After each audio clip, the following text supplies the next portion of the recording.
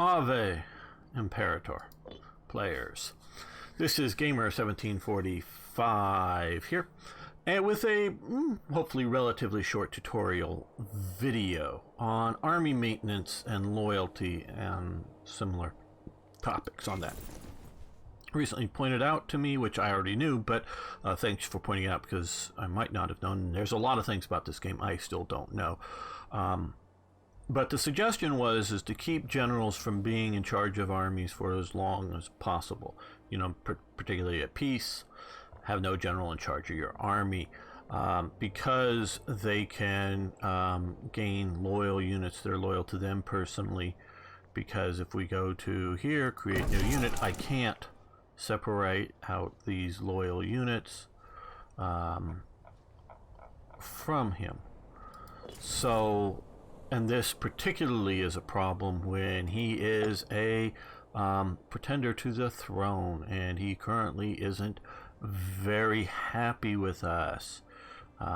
He might decide to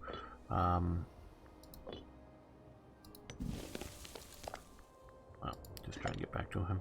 Just rebel at any moment here, because if he goes down below, I think it's 33 or something, 31 or 30 or something, you'll notice you have a disloyal person in charge. Okay, so what you can do about that? Yes, one thing you can do is try to dismiss him, which would be quite doable. Change commanders. I think when you appoint a new commander, he has to be in command for a year before you can change him again. So you can't just swap, but once a year you can swap to a different one. Obviously, you can, I think you can, yeah, you can just dismiss him here and have no commander at all if you wish. That's one way of handling this. But even if you dismiss him, he still has these loyal units to him. So he still will have current loyalty change by 0.23 per month due to pretender status and loyal cohorts. Okay, now as you playing as the leader slash state, there are things you can do. One, to get him more loyal, but also particularly to deal with the units and loyalty, as loyalty to him over loyalty to the state, is you can reward veterans. Now this is going to be just for the tutorial here. As you can see, we don't have enough money to properly do it, so we'll go into the negatives. But you do this. Now again, we can look at the first four here, and then this heavy infantry and 2 horse units. Okay, so we're going to reward veterans. Yes, they get their reward. Now we can click back on. Notice only 2, and it's up to 4 loyal units to him per rewarding of veterans can you remove. So we lost 2 of those. Looks like the heavy infantry and 1 of the horse units, light horse, is no longer particularly loyal to him. So that is one way to handle unit loyalty to a particular person. And obviously we can veterans will be unable to convince others until September 69. So in 2 years we could reward some more veterans to remove them from loyalty. So it's once every 2 years approximately that we can do. Now we can also, to try to make him more loyal, is bribe him. So we can bribe him, and he will jump up, gains 20 in loyalty. This is sort of with status. This is very important. I have not been using this well. Okay, so now we now have him at 53, but he, and well, let's let this progress a bit further forward to next month. I think we're in a month. I think it'll recalculate it. We'll see that in a moment. Okay, let's go back to here, and we can see Now loyal cohort is only 0.04 instead of 11. So now commanding cohorts increases his loyalty, but not as much as it decreases it. So what we're going to do here is, let's go back to this, and we're going to, well, let's just replace him with a better general. I like that some of these windows are movable, some are not. So we'll give him, he's 10. Now, I don't know exactly, because these are still, of course, loyal to him. But let's come back here and look at him.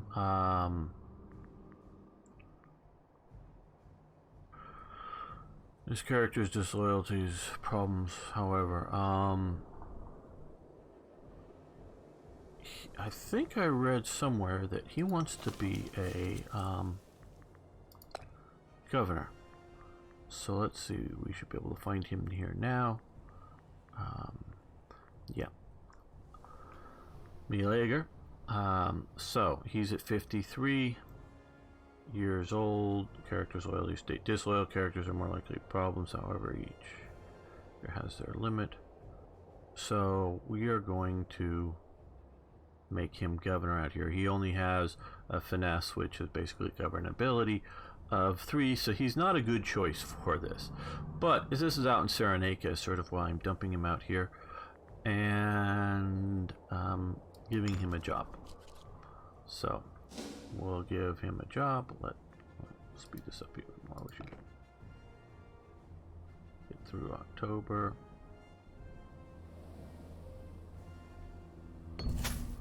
Now we're into November. Bad planning due to shortage of money. Yeah, that's right, because we overspent there. So, but we really don't care about that. For this, we can come here and click him.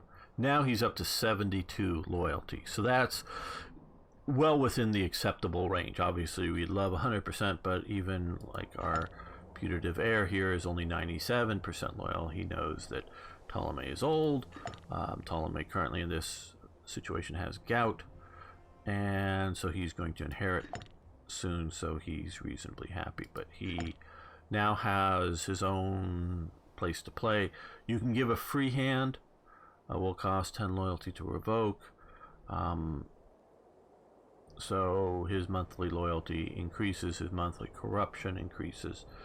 Whether you want to have all that balanced out, he's weak-willed already, jealous, and of course he's a Ptolemy. So you can see his traits there. So that is how, or some of the ways, I'm not going to say all of the ways, but some of the ways you can help deal with him. I don't know, we inherited in this game this Sothenid clan when we took over, or we captured them when we took over Cyrenaica. They were a Macedonian Hellenic group ruling out in Cyrenaica. So we took them over, and we got a plethora of people. Some very, very good ones. I'm a little worried that they're all over the place, as you can see. And so they're a very big clan, and I don't know that if he were to become disloyal, if he would pull off all of them with him. So I'm going to give him Gerbus as a wife to hopefully keep him calm. That's his friend, meaning I presume lover.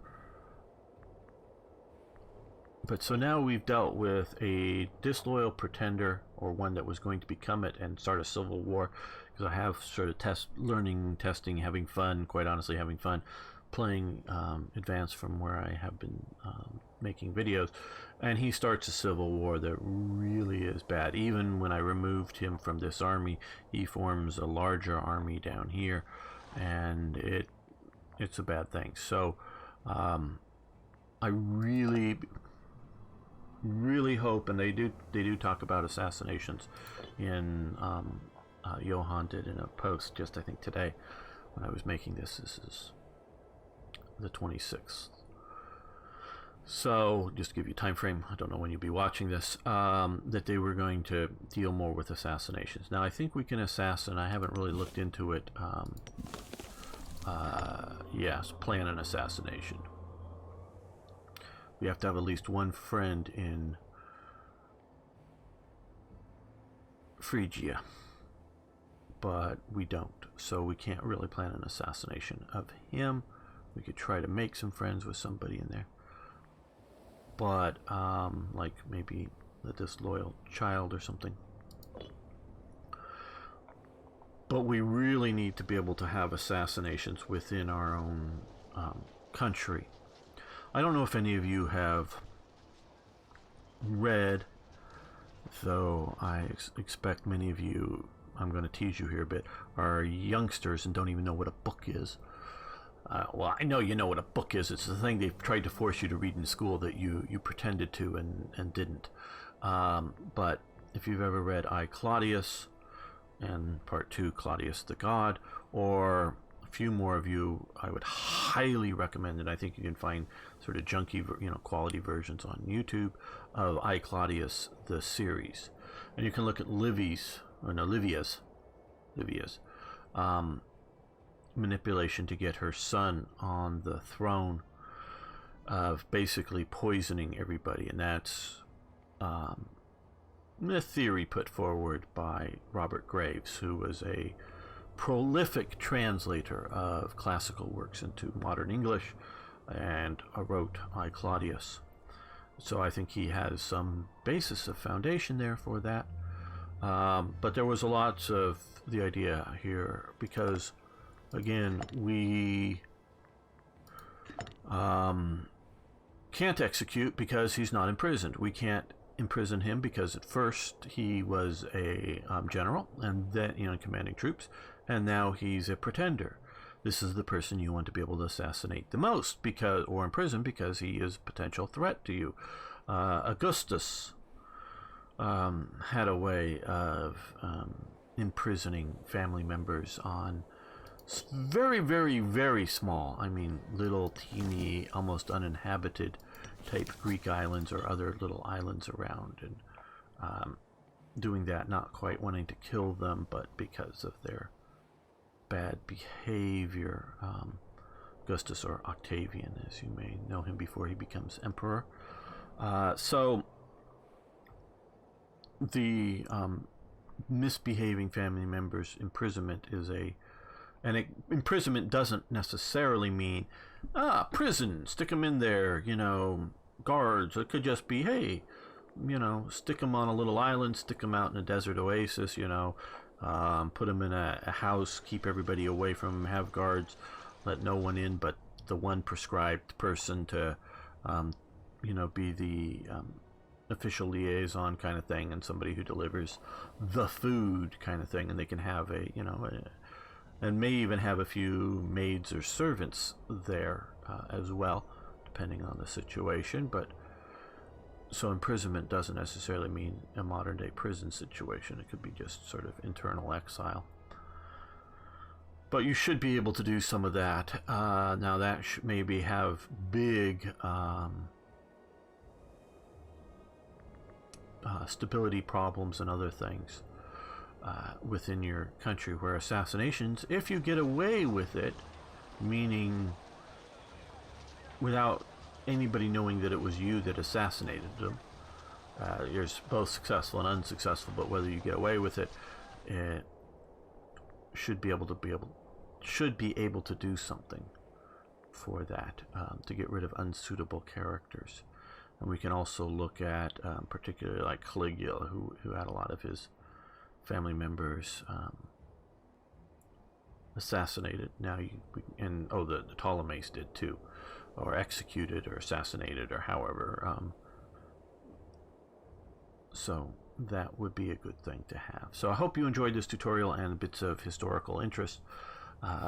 Please like the video, subscribe for more videos, historical as well as on Imperator Rome and other classical era games. And I'd love to hear your comments and your questions about the game. Not that I'm an expert, but maybe I can find the answers, or maybe somebody else can respond below with good answers. Thanks so much. See you next time for more historical gaming.